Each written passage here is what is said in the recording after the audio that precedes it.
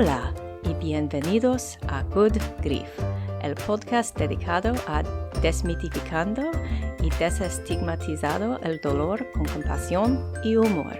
Soy Nikki y yo soy un doula de muerte y una entrenadora de dolor en Columbus, Ohio. Hi, everybody.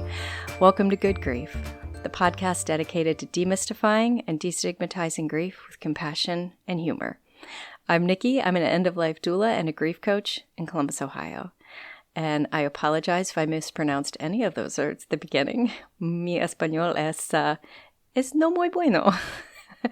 I have a few years of Spanish under my belt, and I've been re-upping it recently. But so if I mispronounce anything, I deeply apologize. Please feel free to correct me. I won't take it personally. I don't want to be offensive. But I did want to welcome everybody in Español because today we are going to be talking about Dia de los Muertos, which is a holiday that I learned about later in life. I had heard of it, but I didn't know anything about it until later in life. And I'll start off with my first misconception of Dia de los Muertos, and the number one misconception. No, Day of the Dead is not Mexican Halloween. And I didn't understand that. You know, growing up in a predominantly white neighborhood and white school with mostly Christians, I didn't even know that many Jewish people growing up. And I also had the misunderstanding of Hanukkah is not Jewish Christmas. You know, and that's not to be offensive, and I apologize if I offend anybody with that, but I just didn't know. I wasn't exposed to that until later in life. But now that I know these things, I love learning about them. I love learning about other people's traditions and holidays. So I was super excited to learn about Day of the Dead. And another misconception, it's not a somber holiday. It's not sad. It's not like a funeral. It's huge. It's a celebration, and it's bright and exciting and vibrant. And yeah, it's not sad at all. They call it Day of the Dead, but it's amazing. It's just such a beautiful tradition, and we'll get into more of it here in a few minutes. I just want to throw out some misconceptions so that we can all understand and be on the same page as to what Dia de los Muertos is. And it's also like a lot of other holidays and celebrations. It's different by country.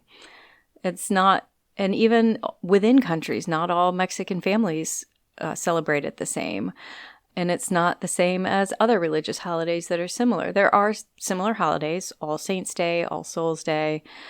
It's usually about the same time, but they're celebrating the same thing. They're honoring the dead, but they are different. They're different holidays, and everybody celebrates them differently. And you know what? That's okay. Much like people celebrating Christmas or Easter or, you know, any of the New Year's Eve. Lots of people, I celebrate New Year's Eve by going to bed at 9 p.m. So everybody celebrates things differently, and that's okay. So those are just a couple of misconceptions I want to get out of the way real quick so we know what Dia de los Muertos, or the Day of the Dead, is not. It's not Mexican Halloween. Please don't call it that. It's very different. Okay, so Day of the Dead. What is Day of the Dead? Well, it's a 2-day holiday. I'm trying not to sound like Wikipedia here, which, yes, I did read some Wikipedia, but I've done plenty of other research into this as well. I actually spoke to a couple people I know who celebrate Dia de los Muertos, so it's very exciting. It's a 2-day holiday that it reunites the living and the dead together. So families celebrate those they have lost and invite them back, you know, not literally, guys, obviously.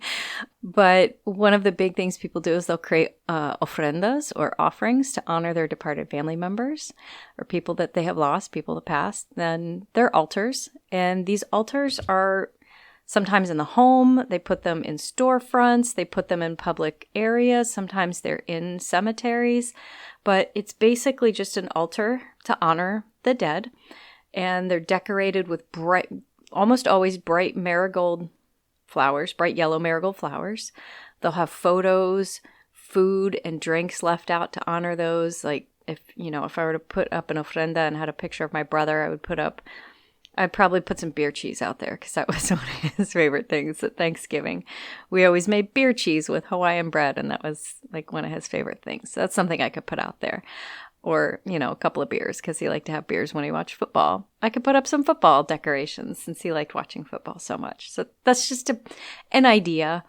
I encourage you to Google ofrendas and look up some because they are so beautiful. There was a public one at the Columbus Museum of Art. I don't know if it's still there. Probably by the time I post this, it'll be down. But there's probably photos on their website. I have photos on my personal and business Instagram pages of it. So check that out. My personal Instagram, I don't care. It's the only Nikki27. And, Nikki the Death Doula is my other one. But I have photos of it up there. I put a picture of my brother on the altar. But they're always just super beautiful, vibrant, colorful displays. And I just love bright colors and marigolds. And yeah, it's just such a beautiful way to honor the dead. And so about the marigolds, actually, I did not know this until this year. I just learned the significance of marigolds.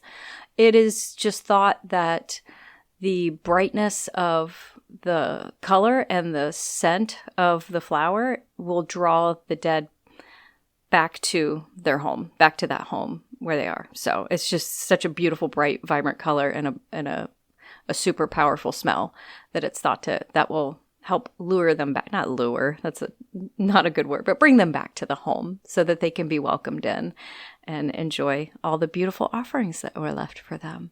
Some other things you might recognize that go with Dia de los Muertos or Day of the Dead is calaveras, which is the skulls, the beautifully painted, decorated skulls. And most people wear masks that are just, oh gosh, and the face paint, you guys. Again, just look this stuff up. I'm just in awe of how intricate and beautiful these face paints and masks are, with the skulls, with flowers, and it's just super beautiful, and it's just yet another way to honor the dead. And they will make little chocolate or sugar skulls.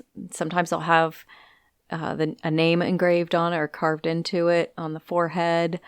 And they're given as gifts both to the living and to the dead, handed out. Sweet egg bread is another food. It's usually made in shapes. Sometimes it's just plain bread, but sometimes I'll shape it into look like a skull or decorated with white frosting to look like bones, which I think is just so neat. There was a super brief sentence I found on one website that talked about calaverita, which is another one of those things. This is, again, not everybody celebrates holidays exactly the same, but this is more in some of the larger cities where children will wear costumes, walk the streets, and knock on people's doors for calaverita or a small gift of candy or money. They also ask passersby for things. So it's a similar to trick-or-treating that we do here, in the United States, but please don't confuse the two. It's just one little similarity between the two. There's also it's not trick or treat. There's no component of the whole like, oh, we'll be mischievous to you if you don't give us a treat or things like that. That's not a thing. But again, traditions and activities, not all totally universal, and they might vary from town to town. I found a cool example in the Wikipedia page. I know, sorry, there's better things out there than Wikipedia, but so, as I said, everybody celebrates it a little bit differently, but there are observances outside of Mexico. It is observed in the United States. And in fact, I know a few people in my life that are of Mexican descent or are from Mexico. And they have celebrations, on their own. But there are some cities will have big celebrations within the United States. Apparently, there is a huge procession in Tucson, Arizona that's been happening since the late 90s, I believe, or mid-90s. I've seen videos of it. It's pretty cool. California, I feel like there's one in California. I know New Mexico and Texas, they have a larger population of Mexican immigrants in there, so they have, bigger celebrations there, which is just beautiful that they accept that and, have these celebrations. Yes, there is one. Okay, it's Santa Ana, California. Sorry to look it up again. There is a really big celebration in Southern California and Santa Ana honoring Dia de los Muertos, which is a very big one. But it's celebrated in Asia as well. There's celebrations in New Zealand, apparently. Fiji, Australia, the Philippines, even parts of Europe will have celebrations, which is super, super beautiful. I love that. I love that this is something that more people are adapting and taking up. And I would hope it's not offensive to anybody of Mexican descent or anybody in Mexico that other people want to celebrate this. But I just find this is such a beautiful celebration that we can be happy and celebrate the dead and the people we've lost instead of just being sad all the time. It's obviously, that's what this whole podcast is about. It's perfectly okay to be sad about somebody you've lost, but you don't have to be. You can honor them and celebrate their life that they had and the impact they had on yours.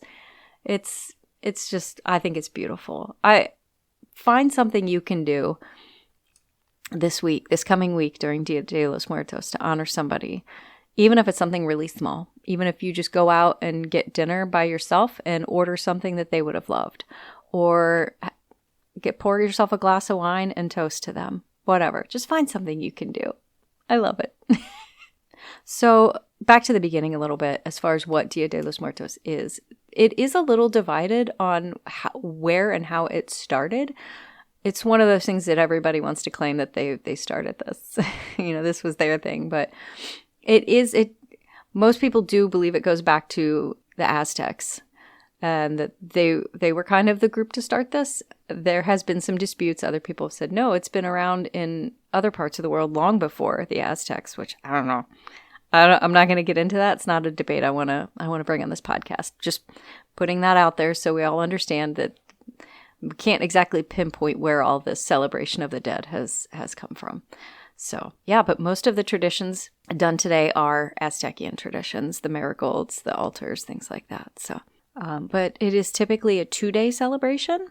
So it'll be on, and I only learned that a couple of years ago. I knew what it was, but I thought it was always just the one day. It was always November 1st, but it is not. It is a 2-day celebration every year on November 1st and 2nd.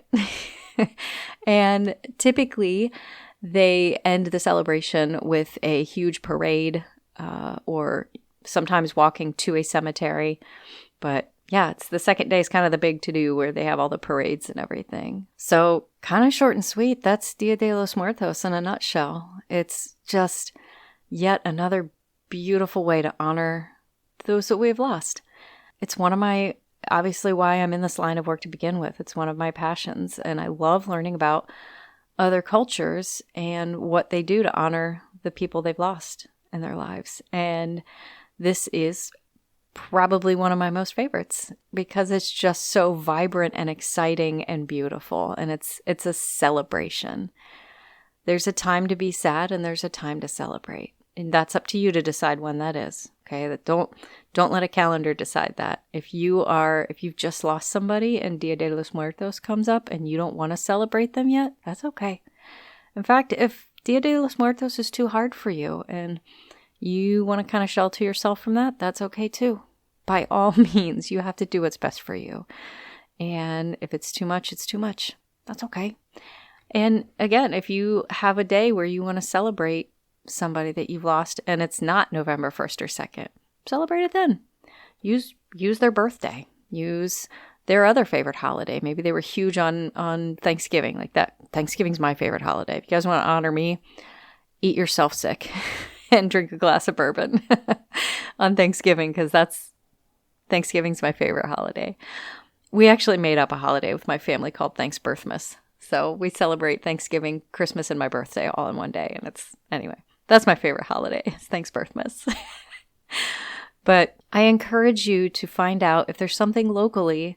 Again, it might be a little too late now, so I apologize. I should have done this episode last week, but look up something locally. Is there something going on with Dia de los Muertos in your area? Something you can participate in or observe?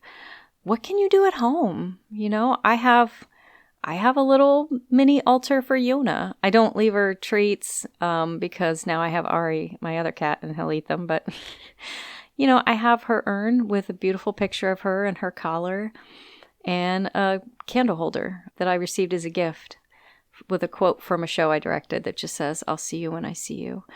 And I have that candle in front of her picture, and I light that candle from time to time to remember her. So is that something you can do at home? Go for it. Make a little temporary altar. It Doesn't have to be a permanent installation in your home. Put up something to remember somebody you lost and celebrate them a little bit. Celebrate their life and the impact they had on you. Okay. Well, guys, like I said, that's all I have for today. So we're going to get on to the death deck. Ooh, okay. I'm going to shuffle up the cards here. And grab one at random. Ooh, oh, this is perfect. I swear I drew this totally randomly, but this is perfect for today's topic. The title is Visitation. If you knew you could visit your loved ones after death, how would you make your presence known? Oh, man. That's a hard one. For me, well... This is gross, and I apologize if this is too gross for anybody, but my brother, when we were younger, my brother was like a champion at belching. This boy could reverberate the walls in the house next door with his belches, and me being me, had to try to copy him. So I learned to belch with the best of them. So I would probably make my presence known with a belch. I know that's disgusting and hilarious, but I guarantee you, if anybody was grieving me and they suddenly heard a loud belch, they would immediately say, "That's Nikki." I'm sorry, I'm laughing so hard I'm crying now. But that... Okay, sorry, I had to pause for a minute because I was laughing so hard. That's a little gross, but I mean, hey, people would hear that and recognize it as me. So I think I would have to say a significant belch. A more diplomatic or polite answer would probably be something in the form of nature. Because I love nature, I love being outside, I love camping, hiking. So something in nature maybe, but let's face it, it would be a belch. Okay. I'm sorry if that was too gross for anybody. And I also apologize for laughing so hard in your ear. But that was funny to me. Anyway, so thank you so much for tuning in. I hope that you enjoyed this episode learning about Dia de los Muertos, or Day of the Dead. And I hope that you can find some way to celebrate somebody you've lost when you're ready. And if you're not, that's okay. You can find me on Patreon, Nikki the Death Doula. Please check me out there. Again, every penny I make from Patreon will go directly to a fund so that I can provide pro bono work to those who need my services. You can also find me online at nikkithedeathdoula.com, and my Instagram is Nikki the Death Doula. Check me out on the socials. I'm on the Facebooks as well. So yeah, come say hello. Thank you so much. Have a wonderful week, and remember, your grief is yours. Your feelings are valid, and grief doesn't always have to suck. Good Grief was brought to you by me. You can find me online at nikkithedeathdoula.com. Today's episode was produced by me. Research and scripts written by me. Your host is me. Editing and sound design also me. Music is not me. Music is Cheery Monday by Kevin MacLeod. License information can be found at filmmusic.io/standard-license. Special thank you to my best friend and husband for constantly reassuring me that I don't suck.